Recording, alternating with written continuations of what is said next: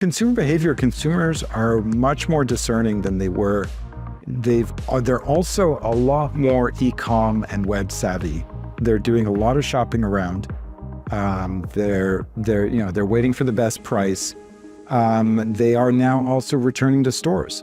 So we definitely have to track the customer right through to the store. We are we are able to capture the customer through email or through their phone number in stores and track those purchases. We use the same, we're using the same tool to capture funds online as we are in stores. Welcome to the Ecommerce Toolbox, Expert Perspectives, a podcast by Noibu, where we explore the elite strategies and cutting-edge insights with our expert guests. Get ready to propel your e-commerce business to the next level. Welcome to another episode of the Ecommerce Toolbox, Expert's Perspective. Joining us today, we got Tony. Tony's calling in from Montreal. I'm down the road in Ottawa. So Tony has quite the career. He's now at Bouclair, which I remember going to with my mom when I was growing up, because I grew up in Quebec, where they're originally from.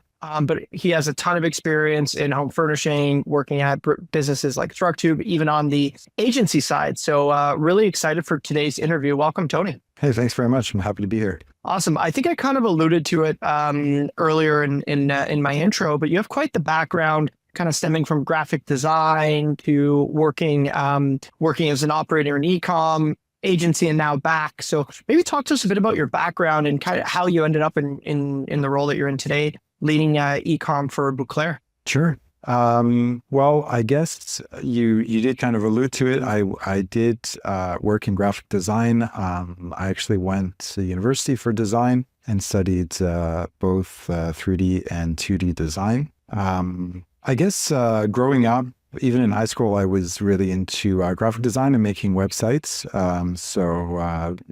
That's quite a while ago in the 90s. So, when I moved to Montreal, I actually got into search, working as a UX designer for a search company. This is about a year or so before Google. So Montreal was kind of a hotspot for startups, for tech startups back then. And as a teenager, I was able to get a job working in one of these places, and kind of learned a lot about design and UX for the internet, for website, and even making banner ads, emails, all of this stuff. Back then, the file sizes were a lot smaller, so I definitely had to learn fast. When I completed my degree in design, I actually was working as a freelancer, designing a lot of websites,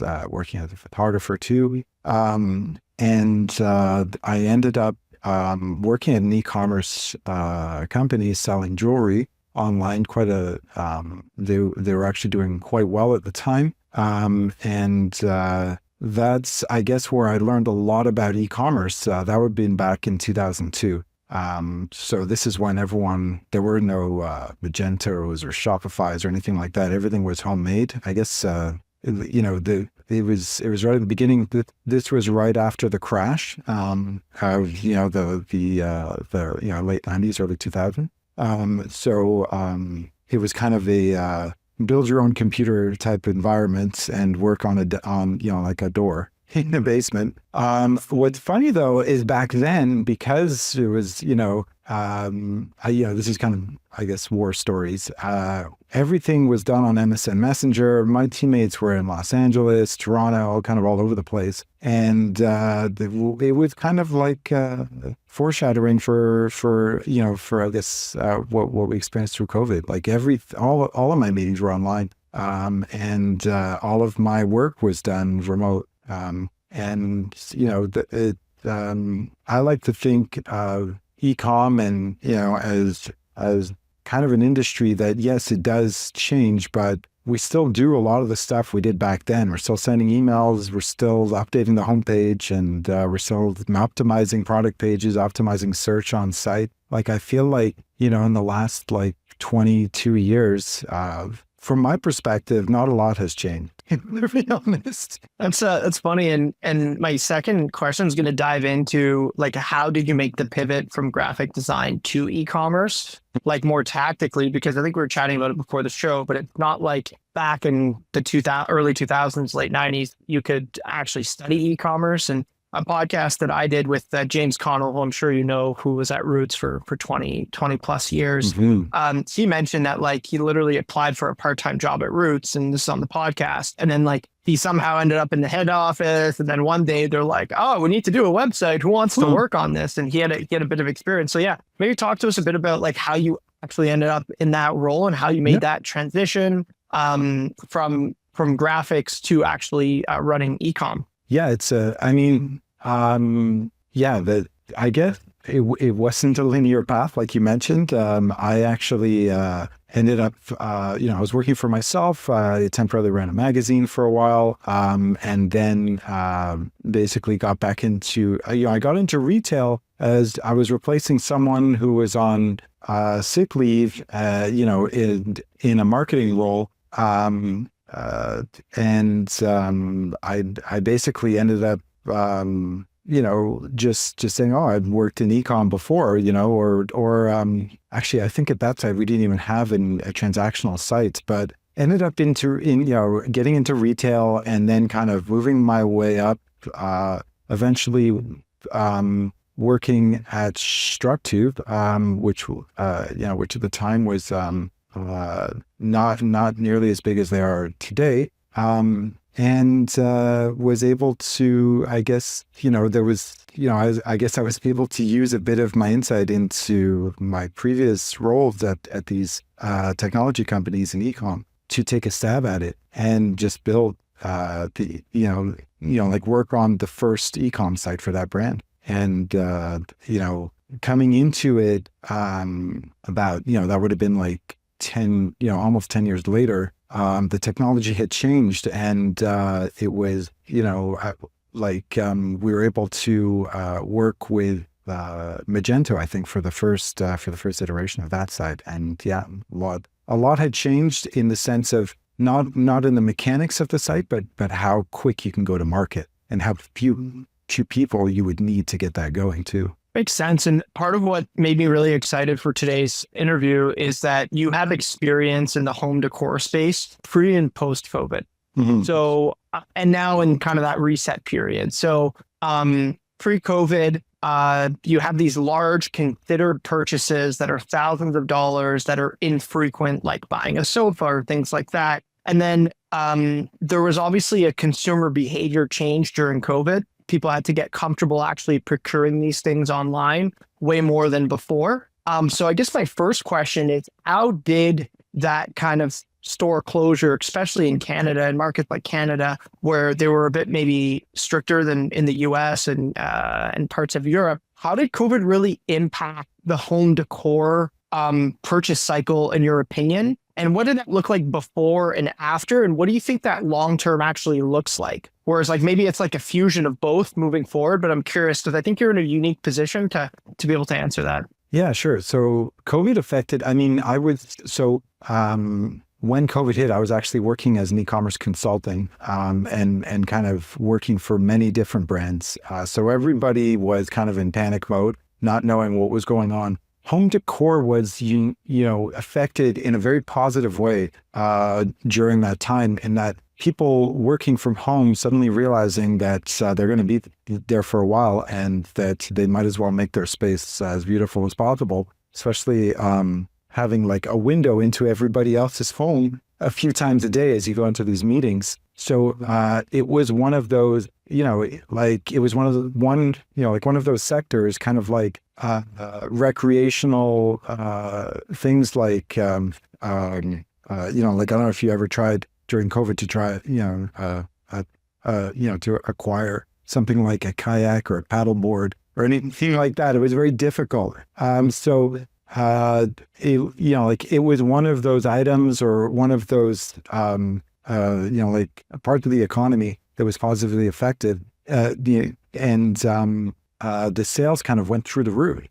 So the big challenges during that time was definitely on supply chain, delivery, getting the product, to the customer and being able to absorb some of that demand, and that actually lasted quite a long time. Right now, we're kind of, I guess on our way out of that trend for a lot of these sectors. So demand is now reduced, and now we find ourselves in an environment where, you have to put your marketing cap on and be very clever to get those people that are on the market right now looking for these products, because it's not everyone like it was, like a couple of years ago. Yeah. So this is going to tie into how you're looking at, how you're placing your bets as an e-com manager, because you're kind of like a portfolio manager of cash, right? You can invest in technology, you can invest in marketing, you can add traffic, you can invest in certain things to drive the outcome, which is really revenue. When you're looking at the current landscape right now, you obviously, I'm assuming the traffic on your website's much higher than pre-COVID. I'm assuming the conversion rates probably dipped a little bit from the peak. So as you're looking at all of this landscape right now, what do you think? How do you think the average consumer is purchasing? Do you think they're starting online and then finishing in store? If so, how are you tracking that? And like, how are you maximizing effectively every session right now? I'm curious, like a bit tactically. Yeah, I mean, you've really hit the nail on the head there.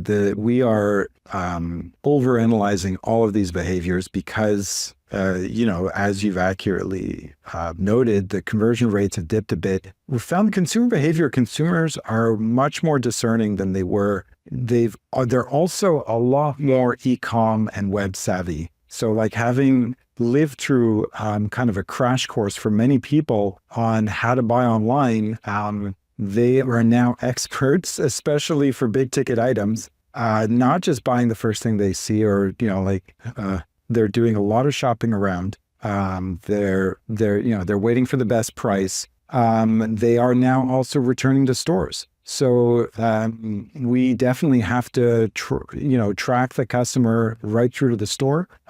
We do this actually really well. We are we are able to capture the customer through email or through their phone number in stores and track those purchases. We use the same, we're using the same tool to capture funds online as we are in stores. We're using things like Klarna, where we allow people to pay in multiple payments because times are tough and people don't have, or they don't feel like they have the same type of buying power they had before. But yeah, we are definitely micro focusing on every move of the consumer to see how can we better serve them. Do we need to put more videos on each one of the PDPs? Do we need to figure out they're definitely pre-making baskets online and then going into store, completing their transactions. Some of the things we can do is we have kind of like an endless aisle feature where the people in store will help them to add to their cart, to increase, the UPT of every transaction. So it's definitely a challenging time, and these tools, that we're using, like mobile, we're using, instead of making them go to the cash, we've got an iPad so they can travel around the store with the customer. Those transactions, we see them from the e-com team. We share that information with the store team. So it's kind of an all hands on deck, omnichannel experience, and it's a lot harder than it was the last couple of years, that's for sure. But as a marketer and e-commerce operator, it's definitely a lot of fun. I really enjoy these type problems. Well, how do you see the kind of traditional VP of e-com's KPIs have changed kind of pre-COVID, post-COVID? Was it more, especially in considered purchases or home decor space? Was it more driving traffic volume at the beginning and now it was more conversion focused? What do you think the right KPI mix is? Because it's the whole attribution game. We saw it too as we got bigger. Someone talks to us at an event, they email us, the sales team cold called them, like who booked the lead? So curious, Yeah, like exactly. how you guys are looking at that, and how do you have the right KPI mix? Oh my God, it's like, Kailin, it's like you're actually here at our office challenging me. These are the exact type of questions that we are dealing with, on a day-to-day basis. So yeah, I think one of the things like that we're looking at, because we're actually going through a branding exercise right now. We're trying to basically right now we're doing more top of funnel type of acquisition marketing. We're trying, like in the last couple of years, it's been very much focused on ROAS, return on ad spend, throughout, and really like a lot of these bottom funnel kind of tactics. There've been so many consumers on the sites, and it's really been a winning formula for the team. I actually just joined a couple months ago, so I'm pretty new here, but we are definitely going after kind of an acquisition model now. So I look at net new users on the site. I'm looking at geography too. Bouclair is a brand that's most known in Quebec and not so much in the other provinces. So I'm definitely trying to get people interested from around, from different parts of Canada. I'm looking at time on site in a both positive and negative way. So trying to figure out, are they finding the product they're looking for? Are they spending, too much time on, on the site? Or, are they just hitting the homepage and leaving? Like, what am I considering a bounce? Like, these are all, as you feed the funnel, these are all kind of metrics that you want to look at. Like, am I getting the right traffic on the site? Am I, is my male-female mix off? Like almost an entirely female audience right now. I think also like we're looking at how many people are going to our stores? Where's the traffic? Where's the conversion rate in our stores? How does that affected by these new visitors that I'm using traditional media to get to? Like there's a lot of I don't know if there is a certain KPI mix that is right for retailers post-COVID, but I think it's definitely not ROAS, I don't think that's the, be all and I think one thing that I'm very skeptical of is attribution models and if you're optimizing for ROAS, suddenly, whoever is helping you do that, unless it's your own internal teams, suddenly all the metrics are being converted into like, oh, well, our advertising is working. It's just like, yeah, but my revenue is not going up. And it's like, so it's just like all you've managed to do is attribute more sales to the, to the channel of digital marketing. So it's like, I find that it's really important to kind of pick and choose different KPIs that kind of show a different story, and I think it is more about kind of new user acquisition, at least for me right now. That's what I'm looking at. Makes sense. Do you have different, like when you look at KPIs, you guys are omnichannel, like you mentioned, you have a bunch of stores in Quebec. I know you have a couple in Ontario. Do you guys in provinces and territories or in states, if the people that are listening in the US, that you sell and ship to online but don't have any brick and mortar stores, do you guys have different KPIs? Whereas in those states, like it might make sense to be more conversion focused, whereas it might make sense to be more user focused in an area that everyone has a store down the street. Curious how you look at that. Yeah, I mean, we actually ship from store. We actually use DoorDash, and it is remarkably effective. When I started at Bouclair, I bought, I bought a few things from my store. I was able to pay with Apple Pay, one-click transaction. The product showed up in my house the same day, and I think the SLA on the site was like 5 to 7 days. I was like, okay, this is crazy. I mean, it was very impressive. I think Bouclair, what we've managed to do over time is actually, and this is probably because of COVID, we're able to ship. We were able to find a solution to get the shipping exactly right for the customer, and whether they want to pick it up in store or have it shipped to, right to their home. I think, to go back to your question, I definitely do use different metrics, like for places where we don't have stores, because we offer pickup in store. And that was by far the most popular method that our customers were using. However, as we migrate away from the mentality that was kind of covered during the pandemic, ship to home is now becoming more and more popular for our customers, and it's allowing us to cover more ground. Those part, there are a lot of areas that we don't cover with our stores, and e-com sales are kind of a great way to figure out where should I have more stores. And so definitely tracking those metrics for that. What type of shipping solutions do I need to use to get to those areas where people are interested in my products? I think, casting a wide net and then professionalizing my offering around the customers where they live is the way I like to operate. And that's what we're trying to do here. In some of my past roles, I definitely worked with different geographies, different countries, and also in the U.S. And I find that every country is unique. The U.S., the States are all like their own countries. It's insane. Trying to do digital marketing out there, it is very, very challenging. And however, the shipping game out there is a lot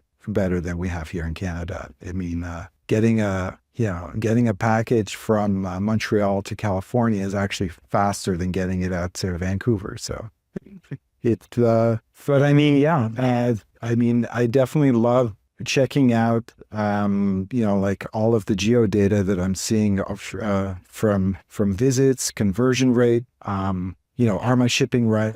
Are my shipping options right for all those geographies? Do I need to add some? Do I need to add some postal codes?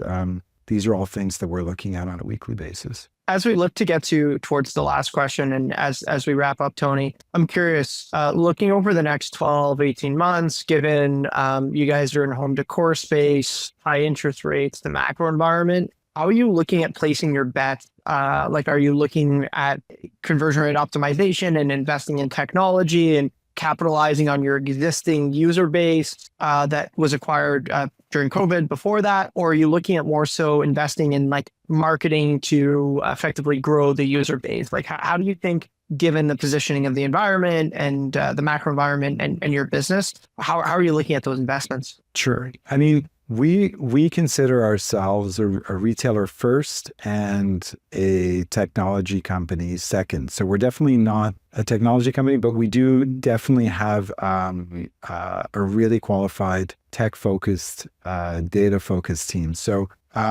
we are going to be making some investments in technology, that's for sure. We're switching up our e-com platform or not. We're definitely gonna make some changes there, and we're gonna be switching up the marketing mix a little bit to adapt to the climate for sure. Reaching out, trying to find new markets, new users, new channels, new digital channels. Definitely want to ramp up traffic to our own site and potentially to other channels. We're getting into B2B. I guess the way that we make decisions is we look at the data and we like to try things and experiment. We have a very innovative team here, and